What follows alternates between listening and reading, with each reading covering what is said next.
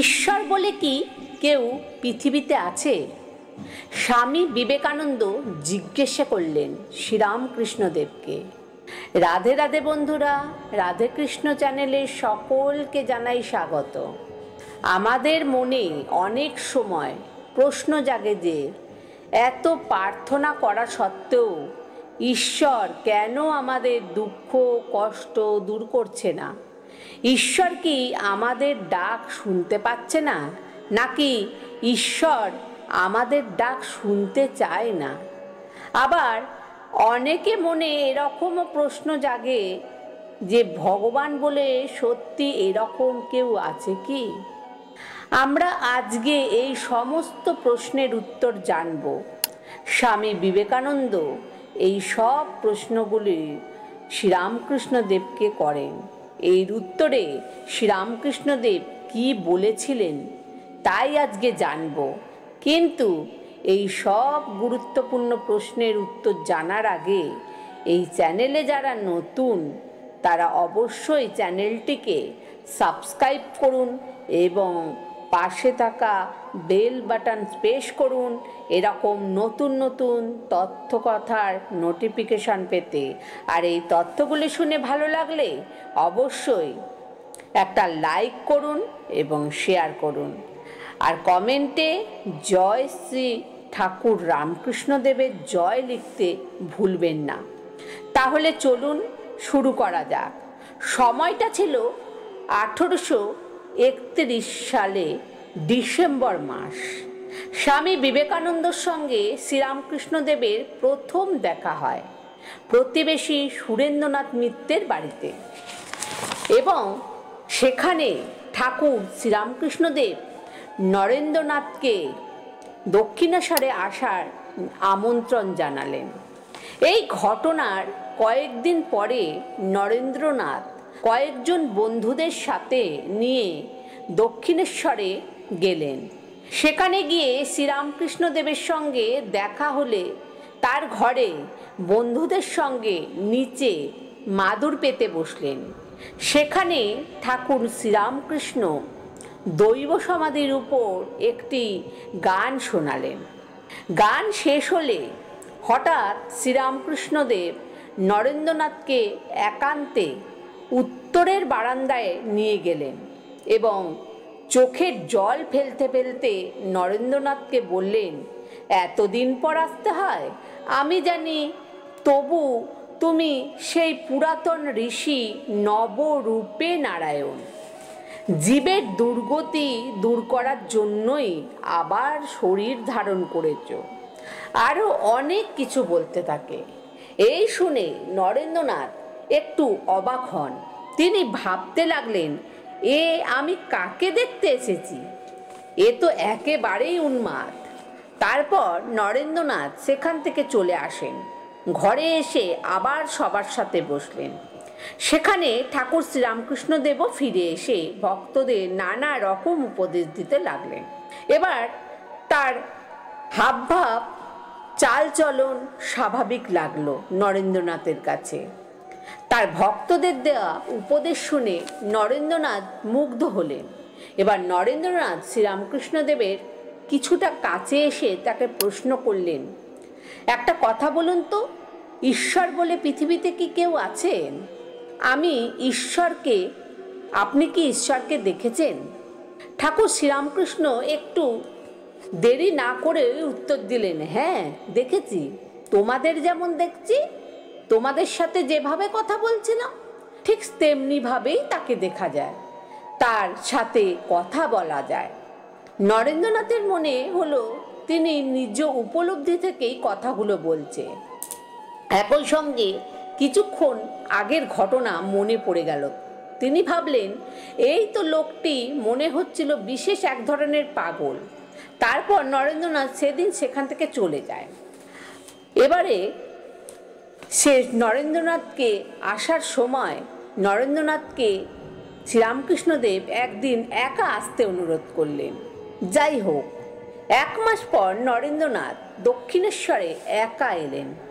নরেন্দ্রনাথকে দেখে শ্রীরামকৃষ্ণদেব বিছানায় বসতে বললেন এবং ভাবাবিষ্ট হয়ে ঠাকুরের ডান পা নরেন্দ্রনাথের গা স্পর্শ করলেন। সঙ্গে সঙ্গে নরেন্দ্রনাথের এক উপলব্ধি হতে লাগলো।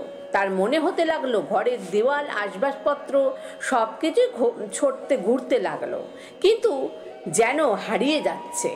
গোটা পৃথিবীটা যেন ঘুরতে ঘুরতে যেন মহাশূন্যে বিলীন হয়ে যাচ্ছে। ভয়ে নরেন্দ্রনাথ চিৎকার করে উঠল। ঠাকুর শ্রীরামকৃষ্ণ তার স্পর্শ সঙ্গে সঙ্গে সরিয়ে দিলেন। এরপর থেকে নরেন্দ্রনাথ প্রায় দক্ষিণেশ্বরে যেতেন ঠাকুর শ্রীরামকৃষ্ণদেবের সঙ্গে দেখা করতে। আস্তে আস্তে নরেন্দ্রনাথ ঠাকুর শ্রীরামকৃষ্ণের বিশেষ ভক্ত হয়ে উঠলেন। শ্রীরামকৃষ্ণদেবের অন্যান্য ভক্তের তুলনায় ঠাকুর নরেন্দ্রনাথকেই বেশি ভালোবাসতেন, তার অসম্ভব ভালো গুণগুলোর জন্য। কারণ তিনি অসম্ভব ভালো ব্যায়ামবিদ, আবার অসম্ভব ভালো গায়ক, আবার তিনি চূড়ান্ত পরিমাণে জ্ঞানবিদ, ভালো মানুষ। নরেন্দ্রনাথ ছিলেন খুব যুক্তিবাদী। নিজে চোখে না দেখে বা নিজে উপলব্ধি না করে কোনো কিছুই বিশ্বাস করতেন না। তিনি ঠাকুর রামকৃষ্ণদেবকেও প্রতি ক্ষেত্রেই পরীক্ষা করে দেখতেন। সেরকম ঠাকুর রামকৃষ্ণদেবের চরম আন্তরিকতার সাথে ধন ঐশ্বর্য ত্যাগ করায় তিনি টাকা পয়সা স্পর্শ করতেন না, এবং কোনোভাবে করে ফেললে তার হাতে অসহ্য যন্ত্রণা হতো, হাত বেঁকে যেত। শ্রীরামকৃষ্ণদেব এই শারীরিক অসুস্থতা হাতে নাকি তাকে বুজরুকি বলে নরেন্দ্রনাথ তাকে বিশেষভাবে উদ্গ্রীব করে হয়ে উঠলেন। একদিন দক্ষিণেশ্বরে এসে তিনি দেখলেন শ্রীরামকৃষ্ণদেব ঘর ফাঁকা। শুনলেন তিনি কলকাতায় গেছে। এই সুযোগে তিনি একটি টাকা তার বিছানায় লুকিয়ে রাখলেন, আর পঞ্চবটিতে গিয়ে ধ্যান করতে চলে গেলেন। ঠাকুর কলকাতা থেকে ফিরলে তিনি চলে এলেন। ঠাকুর ঘরে গিয়ে দেখলেন, ঢুকে বিছানায় বসতে গেলে হঠাৎ বিছানার সাথে তার স্পর্শ হওয়া মাত্রই ঠাকুরের হাত যন্ত্রণায় লাফিয়ে উঠলেন আর এদিক ওদিক নির্বিকারের মতো দেখতে লাগলেন। তখন সেই দেখে তার এক সেবক চাদরটি টেনে তুলতেই টাকাটি মাটিতে পড়ে গেল। এই দেখে নরেন্দ্রনাথ একটি কথাও না বলে ঘর থেকে বেরিয়ে গেলেন। ঠাকুর বুঝতে পারলেন নরেন্দ্রনাথ তাকে পরীক্ষা করছে। এতে তিনি খুব খুশি হলেন। এইভাবে বহুবার নরেন্দ্রনাথ ঠাকুর রামকৃষ্ণদেবকে পরীক্ষা করেছিলেন এবং প্রতিবারই তিনি অবাক হয়েছেন। অনেকবার তর্ক বিতর্কর সময় ঠাকুরের উত্তরে তিনি মুগ্ধ হয়েছেন। এইভাবেই চলছিল সময়। কিন্তু 1884 খ্রিস্টাব্দে 25শে ফেব্রুয়ারি নরেন্দ্রনাথের পিতা বিশ্বনাথ দত্ত দেহত্যাগ করেন। অন্ত্যেষ্টিক্রিয়া সম্পূর্ণ করার পর নরেন্দ্রনাথ জানতে পারলেন তাদের সংসারের অবস্থা খুবই খারাপ। তাদের খরচ তার পিতা রেখে যাননি, বরং কিছু ঋণ রেখে গেছে। তখন নরেন্দ্রনাথ চাকরির সন্ধান করতে বেরোলেন। কোথাও চাকরি মিলল না। বাবা বেঁচে থাকতে যারা নরেন্দ্রনাথকে কিছু সাহায্য করতে পারলে নিজেকে ধন্য মনে করতেন, তারাও ক্ষমতার থাকা সত্ত্বেও মুখ ফেরালেন। সংসারের এই বিভৎস মূর্তি দেখে নরেন্দ্রনাথের মনে দুঃখ ও তিক্ততায় ভরে গেল।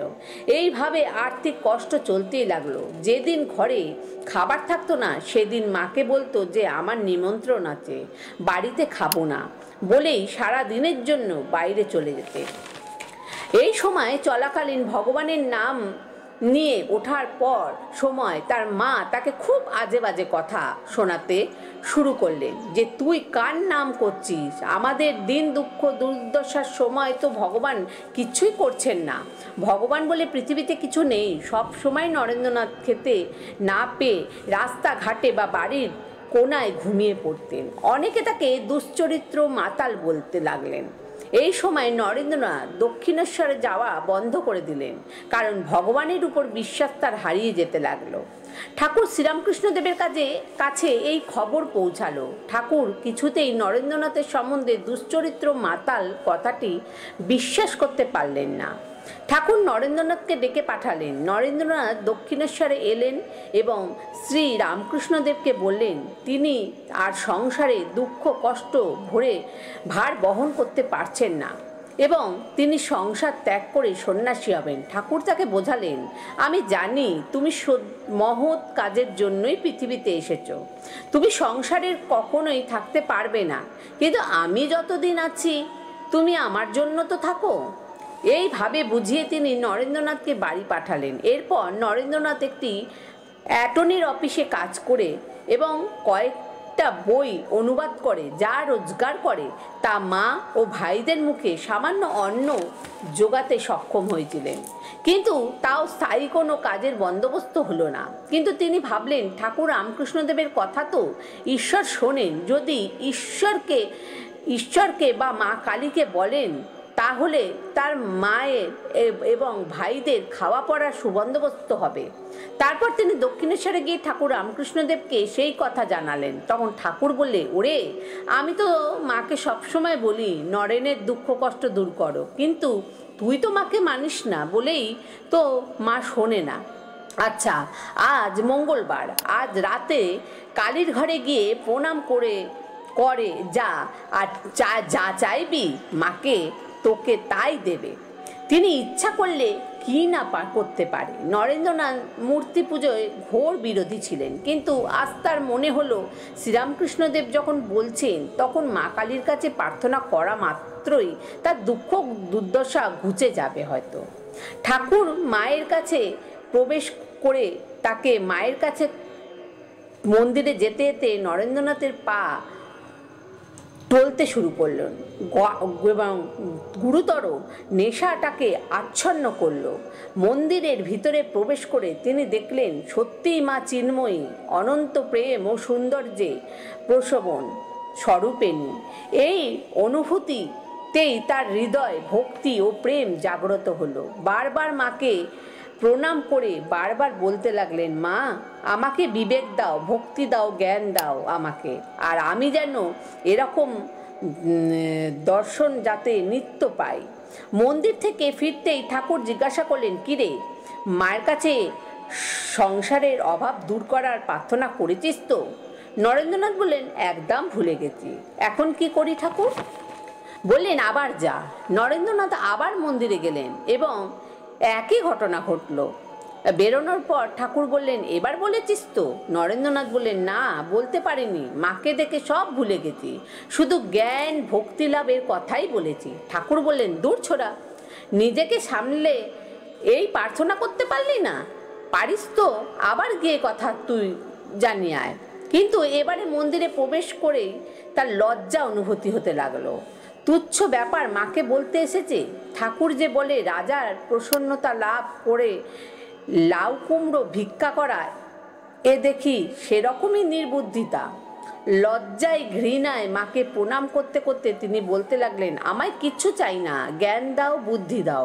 বাইরে বেরিয়ে এসে নরেন্দ্রনাথ ঠাকুরকে বললেন যে, আমি এই তুচ্ছ জিনিস চাইতে পারবো না, এটা আপনাকেই বলতে হবে, আমাদের যেন ভাত কাপড়ের অভাব না হয়। তখন রামকৃষ্ণদেব বললেন, তোদের মোটা ভাত কাপড়ের অভাব হবে না। বন্ধুরা, আজ এই পর্যন্ত। এই তথ্যকথাটি অবশ্যই লাইক করবেন এবং শেয়ার করবেন। ধন্যবাদ।